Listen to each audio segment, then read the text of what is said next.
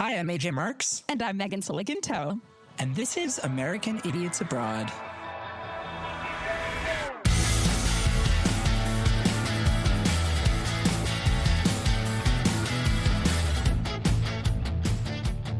Welcome to American Idiots Abroad. If you weren't already aware, this is a podcast. So if you were expecting to listen to a podcast, then that's wonderful. You made it. Well done. And if you weren't intending on listening to a podcast today, I'm sorry, but you have failed miserably. Womp womp. This, unfortunately, is a podcast. We encourage you to keep listening if you understand English, but you want to understand this kind of English. Ooh, beautiful, beautiful accent, AJ. Stop. You're making me blush. I do that. I have that effect on people. Or because you already understand this kind of English, but you don't understand this kind of English. The more abrasive English. On this podcast, we discover what makes us uniquely American, I like that, by analyzing the differences and similarities between the U.S. and the U.K., with the help of a special guest each episode. Yes. So I am from the beautiful land of California, specifically San Jose. Shout out San Jose. Can confirm. We've done a background check. Yes. I'm safe. I promise. I have been in the UK for 6 years now. You have to say where you're from, AJ. Oh, right. Let me just think about where I'm from. It's difficult. Boston? Does that sound right?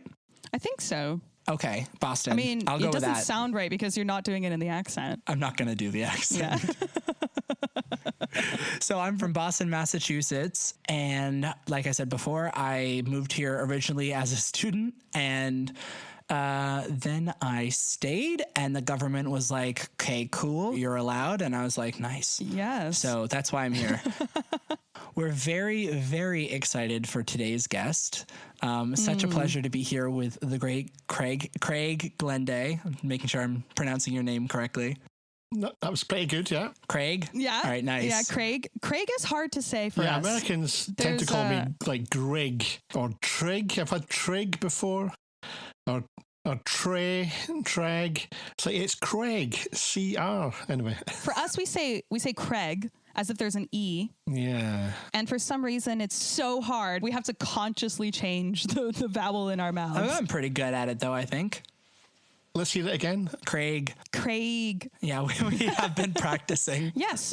So, Craig, do you want to tell the people what you do, who you are? Yeah, so I'm Craig Glenday. Mm-hmm. I'm the editor-in-chief, that's my day job anyway, editor-in-chief at Guinness World Records. So it's my job to really decide what goes into the famous Guinness World Records books every year. And I've been doing it for years, like 18 years now I've been in the company. So Amazing. It's a great job. I'm very, very lucky. Seen the most amazing people, amazing places. It's just... Yeah, I could imagine. And get to meet people like AJ, you know. Record holder AJ. Oh, yeah. So I don't think the listeners know yet, or I don't think I've mentioned it on the podcast, but yeah, so I have a Guinness World Records. So I'm in your book, which is crazy because I used to go to the book fair every year and convince my parents to buy me the Guinness World Records books. Same. Every single year. And I remember thinking, one day I'm going to be in these books. And it's so funny because it did not take you long. No, the fact was I had already set the record by that point. Yeah. And I was still like, one day. Well, you've actually not said what your record is. It could be like most meatballs in a minute. Most meatballs in a minute. No, just not eating them, just the most meatballs. Just possessing the most meatballs. Yeah. No, my record is for the youngest professional rock band in the world. So I was the lead singer of this band when I was like 10. Yes. So listeners, stay tuned and you will get to hear Baby AJ. Oh yeah. Singing. We're going to play some Baby AJ on the pod. We're going to play a little BJ. I know. I was like reminiscing. Prepubescent. With the song that brought AJ his record. Actually, that's true. Yeah. The record was set when we released our first EP. So if our listeners hadn't noticed, Craig is from the land of Scots, otherwise known as Scotland. Craig, where exactly are you from? So I was born in Dundee, which is on the east coast, just at the mouth of the Tay estuary, if you know Scotland at all. And it's about maybe 60 miles north of Edinburgh, either head of Edinburgh or about 100 miles south of Aberdeen. I think that's right anyway. I found out something that really surprised me about Scotland is that your national animal is not a real life animal, but is in fact a unicorn. And I just want to know what you have to, what opinions you have about that. Are you saying unicorns aren't real? Yes. The idea, I think, behind the unicorn, because it's a bit of an odd choice, I have to admit, is that they're so perfect and beautiful and pure. They're so pure that only Scottish kings had the power to own them or capture them or something. So it seems like when filling out the questionnaire, what is your national animal, what's your national flower, etc., it seems like Scottish people just took the piss and was like, national animal, unicorn, national flower, thistles. The thistle makes me laugh. the most unfriendly plant. Yeah. Yeah, honestly. I have to pick them off my cat all the time. They're dangerous. Yes. Well, I think this keeps the English at bay, you see. You just line them all up. And, That's true. This is like writing Jedi on your form when it says which religion. The Scots were a bit naughty. And yes. I didn't know that this mythical creature on an actual like national emblem and stuff would make me smile so much, but it's just so sweet. It's so mythical because the Highlands look like this mythical place, and all of these different scenic parks and stuff that you have in Scotland are just so beautiful. I could totally see a unicorn knocking about in them, but it still makes me smile. Totally. I feel like if I saw a unicorn anywhere, it would be Scotland. Quick question. Do you have a story about how haggis was invented? Because I just need to know how this food came to be. So really quickly, for our American listeners who might never have had haggis. Me. It is made up of sheep's pluck, which is the heart, liver, and lungs, minced together with onion, oatmeal, suet, and spices, all soaked in stock and then boiled in either a sausage casing or a sheep's stomach. A pure delight. Oh, it's mouth-watering, isn't it? I think you can serve it, and you might be able to serve it in a lung as well. That might be possible. This is what we tell the tourists anyway, is that the haggis is actually an animal.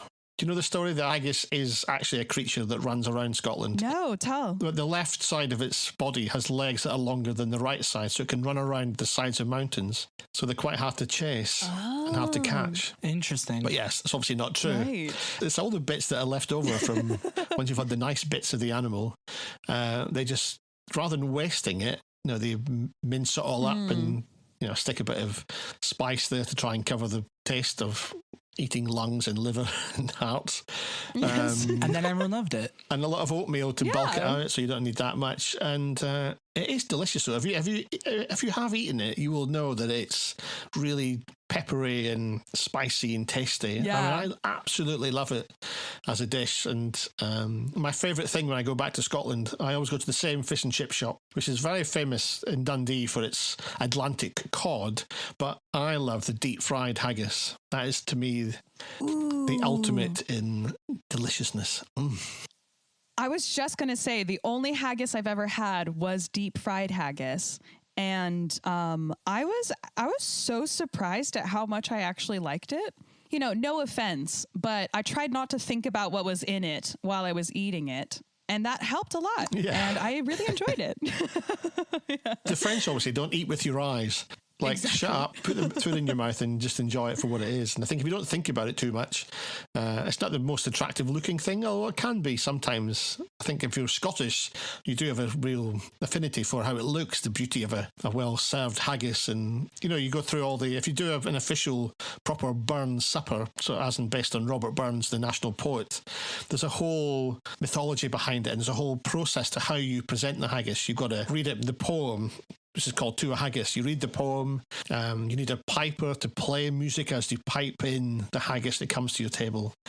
And then you stab it at a certain point in the poem, and it sort of explodes because it's quite, sort of the tension builds up inside the stomach, and then it explodes open, and then you pour whiskey on it, and then it's just all the fuss that you take, and it's just a really nice little ceremony. It's a bit like a tea ceremony in Asia maybe, but with a big stinking No animal way. stomach. Have there been any Guinness World Records that relate to haggis? Well, there's the largest haggis.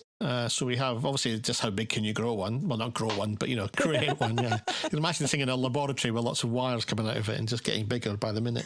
We also have a great record, I think, which is the haggis hurl. So a haggis hurl is how far you can throw the haggis. Oh, hurl, yeah. So the largest haggis is just over 1 ton. Oh my God. So 2,226 pounds. Oh my So God. that's quite a fat one. You can't deep fry that one. You need a very big, imagine. deep, fat fryer for that, yes. Yeah.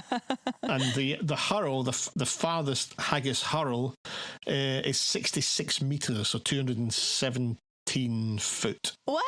That stood for more than 10 years now, 11 years that stood. So, and before that, the record had stood for about 20 years, so it's not an easy thing to beat, so there you go. I'm just surprised that Scottish people are just throwing haggis around. I would have assumed it's such a respected food. Well, it's quite robust though, because the casing is quite strong. You could probably throw it through a jeweler's window and help yourself to what's behind there. But yeah, it's quite resilient. But, Busting in with a haggis. Good to know. Yes. Good to know. All right, maybe you could use it as a murder weapon and then serve it up afterwards. That'd be quite fun. Well, not fun. It'd be terrible, obviously, but That's got to be in like an Agatha Christie novel. Murder haggis.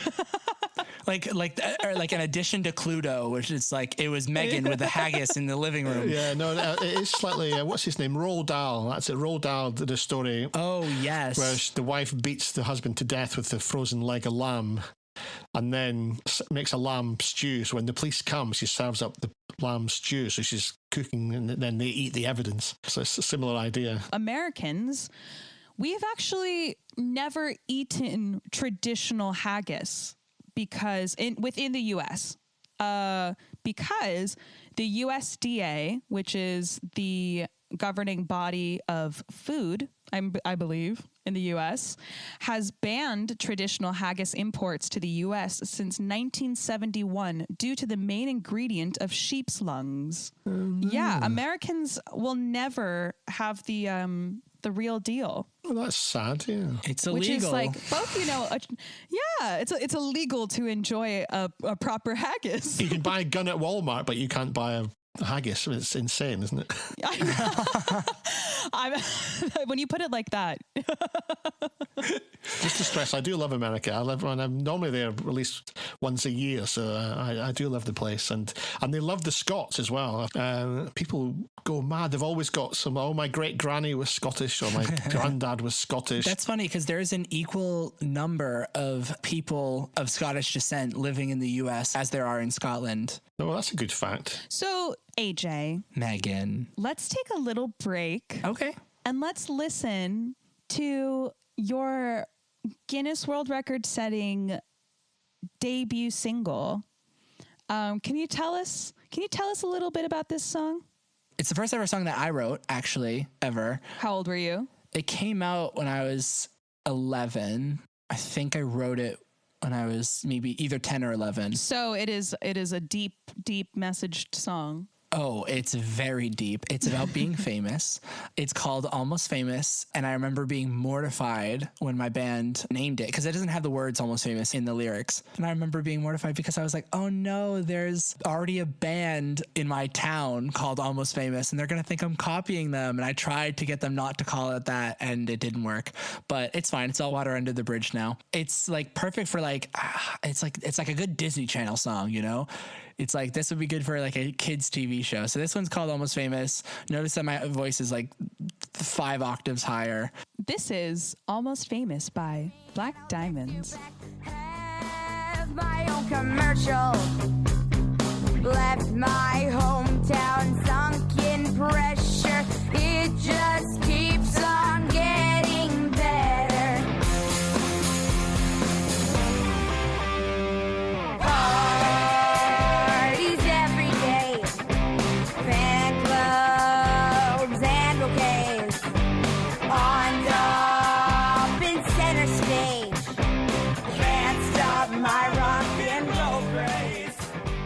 All right, and now we're back to talk about some Scottish slang. Does anyone have any examples? This was actually probably one of the first slangs that I found was distinctly Scottish, and that's pish. Pish, yeah. Do you say it? Yeah, it's a very handy word, isn't it? It's like pish posh, right? No. Pish as in go for a pee, go for a wee. Oh, a piss. Yeah, P-I-S-S. Yeah. But a pish. I love that. With this little Scottish Sean Connery shush at the end. Yeah, it's pish. So I would hear my Scottish friends say things like, oh, it's a piece of pish. Piece of pish. How would you use pish? Probably more as an insult, like, oh, how was the film? That was pish. You know, Right. That's probably more likely, yeah. That sounds good, though. That sounds like a good thing. Oh, what do you think? Oh, it's pish. Well, maybe not in my head. Because, yeah, I'd also say I'm off for a pish. Where is he? Oh, he's off having a pish. What is peely-wally? Peely-wally, yeah, it just means a bit thin, like untanned. If someone described you as peely-wally, it'd mean you were a bit... So just very pale? I think that's where peely is, must be pale, yeah, peely-wally. But also, it takes on a sort of negative connotation as well. Something that may be not cooked very well could be peely-wally. It's like, oh, a bit peely-wally. Oh, interesting. Oh. So it's kind of taken on a life of its own. Could you explain pure berry to me? What is pure berry? Barry. Yeah, Barry does mean, yeah, it means like the finest, the best. Yeah, that was Barry. Pure Barry. Has anyone set a record for berry? Being the most Barry. Being the most pure berry of all time. Scottish people just tend to like add the word pure as an adjective to a lot of things, I find. Oh, yeah. Pure Dead Brilliant is the classic one, isn't it? Pure Yes. Dead Brilliant. Pure yeah. dead brilliant. That's so many different adjectives. Is that not the name of an airport as well, I think? Is it? Pure dead brilliant airport.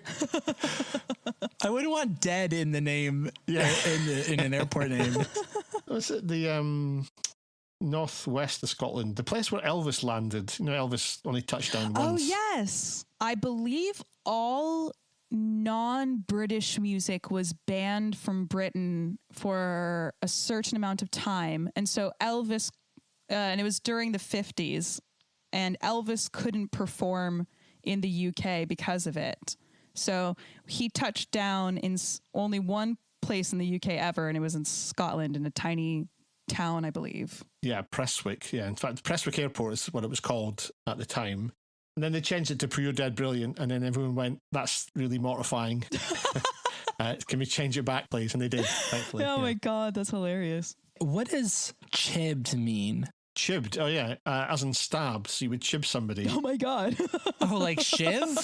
Is shiving and chibbing the same thing? Because chibbing sounds a lot cuter. It does. That sounds like a really cute way to stab someone. Yeah, just a cheeky chib, you know.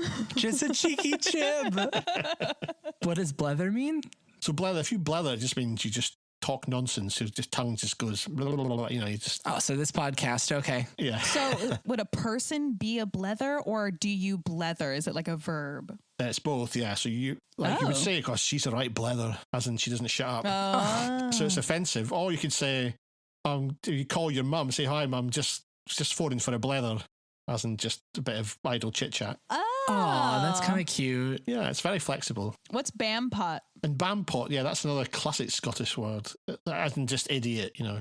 I think a bampot was a thing, you know, I think it was like a storage for oats or something. So you'd often, like empty heads, you'd be a bampot, as in you've only got oats in your head. I think that's where it comes from. Oh, interesting. What you were talking about reminds me of the word Egypt. So like EEJIT. Oh yeah, Egypt, yeah. I didn't realize, is that another thing that I thought was being spelled in the accent, but is actually like a dialect? Yeah, it's the word idiot. Yeah, I would say that's become more a dialectal thing, yes, Egypt. A bit like the numbers, you know, if you think of our numbers, you could say 1, 2, 3, 4, 5, 6, 7, 8, 9, 10. But you would say them in different ways. So a Scottish would be N for 1, twa, or twa, depending on where you are in Scotland, for 2. Like four instead of 4. 5, 6, 7, you would say probably. Echt, you would pronounce as it looks like echt, you know, it sounds quite German. And that glottal stoppy kind of sound like Loch Ness, which most people can't say outside Scotland, and get that noise. Echt, like Loch. It's very German, you know, ich möchte eine Bier bitte. It sounds very Scottish as well, that sort of idea. Or very Scouse. Oh, yeah. The fact that you're just going through the first 10 numbers and our jaws are dropped. Yeah. Yeah. Yes, that's just something as simple as numbers, and it changes. You know, you go 60 miles north, and that the tway becomes twa. Wow. My granny would use tray as well for 3 sometimes. You know, don't know why, but yeah, grannies are always good for this stuff. Like spending a lot of time with my granny, who was very thick Lowland Scots, was fascinating. Again, probably didn't understand a lot what she was saying, but it was interesting. But that's part of the fun. That's why we like it here. Yeah. We don't understand what people are saying, but we have a great time. It's like a puzzle. Yeah. Yeah. It's like, except you live in the puzzle and, you know, you don't get to have any fun until you figure it out. Exactly. What about Bahoochee? Because I really like this one. I want to use whatever this word is. Bahookie, yeah. Oh, I Bahookie? think that means Bahookie is in backside, your bum, you know, butt. Oh, Yes. So she's got a Bahookie. big Bahoochie, yeah. Big Bahookie, yeah. It Yes. sounds, Wait, which one is it? Would it be Bahookie or Bahoochie, or does it depend? well, I've heard of it as Bahookie, but yeah. Maybe, again, it's probably a regional variation, but yeah, Bahookie. I want it to be Bahoochie, so I might just start saying that. When I was a kid at school, not having a belt on, my trousers, my pants, as you would say, would sort of ride low, which is probably now quite a fashionable thing, isn't it? The idea of, you know, you've had your That belt. is. maybe 10 years ago, 15 years ago. But when I was a kid, so X many years ago, yeah, my trousers would be called jobby catchers. Because jobby meaning poo, you know, you do a poo, you would do a jobby. Oh, no. So if you had these low slung pants like the kids have got these days, or did have 10 years ago, to me that's just jobby catchers. And then I think I was ahead of the trend by about 30 years. That's hilarious. A jobby catcher. Yeah. Because it looks like you've pooed your trousers and it's just all hanging in the pants. You know. So it's like the grossest record that you've recorded in the book. Thinking of poo-related records, we've got the largest collection of dinosaur poo, you know, coprolites. Oh, that's really cool, though. Because they're interesting. Dinosaur poo is useful, you know, to work out what they've eaten, and his favourite's called Precious, which is this big, like 8-inch long, big, solid, chunky poo. Oh, the fact that he names them, though, I don't know about that. He names them all, yeah. Yeah, that's Jonathan Franzen, I think his name is. Oh, yeah, name drop him. Shout out Jobby John. Jobby John. In fact, I've got it in my other room. I've got the an actual piece of the oldest dinosaur vomit, 600 million years old piece of dinosaur sick. What? Why is that so cool to me? Or spew, or boke, to use the Scottish term, I suppose. Oh, yeah. yes, Boke. That's so cool. The oldest dinosaur vomit you've just got lying around in the other room. I don't know why, but that is so cool. Yeah, I've got a sort of sheet of it in my living room, yeah. What? It's so casual. The life of a jobby catcher. It's Yeah. And this interesting one there as well is Bobby. I never actually thought of this before, but Bobby for police or penis, yeah. Yeah. But yeah, Bobby, as in shows your Bobby, as in get your penis out, or I'm going to phone the Bobby if you get your Bobby out. Yeah. How often do you hear "show us your Bobby" in Scotland? Yeah, sadly not enough actually. Yeah. Yeah. So if someone was on the street, you saw someone on the street and they pointed in the opposite direction that you were walking behind you and they said, Bobby, would you turn around expecting to see a policeman or a flasher? Or somebody called Bobby, because it could be also somebody's name. You know? Oh, Bobby, yeah, that's yes. true, because that's how you pronounce the name. Oh, Well, if you're a God. policeman, or a policeman called Bobby with his penis out, yeah. Bobby cubed. Bobby cubed. Bobby cubed. Yeah, so there's so much Scottish slang and phrases and food and everything. We couldn't get into all of it during this podcast. As much as we wanted to. Yeah, as much as we wanted to. But thank you so much, Craig, for coming on and helping us through this, because we could not have done this ourselves. We needed our hand held through this Scottish language.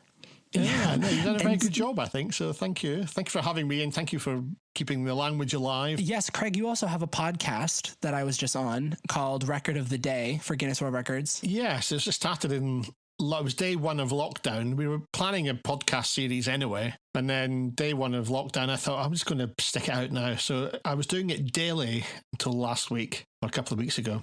And it's actually really hard work. Even a 10-minute podcast every day is mentally draining and physically draining. So it takes hours to edit. I've got music and sound effects and things at the archive to be researched. And it's like, oh my God. But the idea is it's a record for every day of the year. So what's happened in history, in record-breaking history, really, which is fun and it's good to engage. But God, it's hard work. So we now we're still in lockdown, but we're relaxed a bit more. So it's gone weekly. But the idea is you get 7 hits a week to keep you going. So we will finally do the whole year, but just not one a day because I'm bloody knackered. So where can people find you on your social media, whether it's Guinness World Records or otherwise? Yeah, so I'm on Twitter myself as Craig Glenday, CraigGlenday. And then also we have Guinness World Records on Twitter at GWR. That one's easy. Which means we get all the complaints from the train company. Everyone emails us complaining that their train is late because the Great Western Railway. Oh, no. Oh, no. And then we're as GWR or Guinness World Records on everything else. Instagram, Facebook, TikTok, all the favourites, In fact, they're on the back of the book. Get your book today, everyone, so you can find all the social handles. True. You guys are just finalizing the 2021 book, 2021, which actually launches on the 17th. We're doing a feature next year on youngest record holders, so we'll be sure to include the record. Woo, woo. Ooh, yes. All right. Quite a long time ago now. You're about 30 now, aren't you? So, yeah. Something like that. Yes. AJ, where can people find you? That's a really good question. Thank you. Maybe. Oh, I said it before on this podcast. I think it's like AJ Merckx Official on all streaming platforms or all social media platforms. That sounds about right. That should probably be it, right? I think so. Why don't people just look it up to find out if we're right? Just people type it into the search bar. Yeah, listeners, maybe just search on Instagram at AJ Merckx Official just to make sure that it's it's me. Just to make sure. Yeah, and to make sure for me to also search and see if my name is findable on Instagram, Facebook, Twitter, all of the above. You can search at I am Sola Music. That is me, Sola. Hello. So AJ, shall we go out on another one of your songs? Yes. Actually, I think I am going to use the other old one just because it's so great. This one's called Back to School Blues because I was given a brief to write a back to school song. And me being this little kid, I was like, sure. And I remember the first day of school was the day that I performed this song for the first time. So this is September 2010. And it was my first day of middle school. And I invited some of my friends to the concert that night. I was like a proper Hannah Montana. And then I got nervous about the lyrics because they were going to hear them. So then I rewrote the entire second verse right before we went on stage.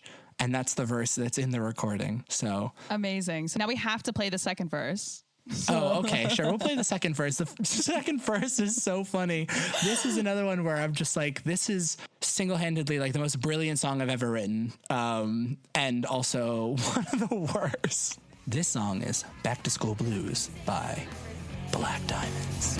Simon messed up alignment, avoid the teacher's dirty looks. Paper in a pile and all the while had my head in all the books. Wish there was a way so I could say out how I do really feel. And the bugs, and to be honest, can't wait to summer next year. Gotta see kids, that's with babies, stack 'em up, stack 'em up, stack 'em up, yeah! Back to school, I got the blues, gonna take 'em every day. Back to school, I got the blues, gonna take 'em every day. Take 'em every day, take 'em every day.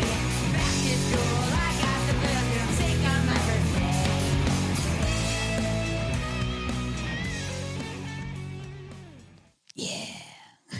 All right, thank you. Thank you so much, Thank you for Craig. coming. Woo! No, thank you. That was fun.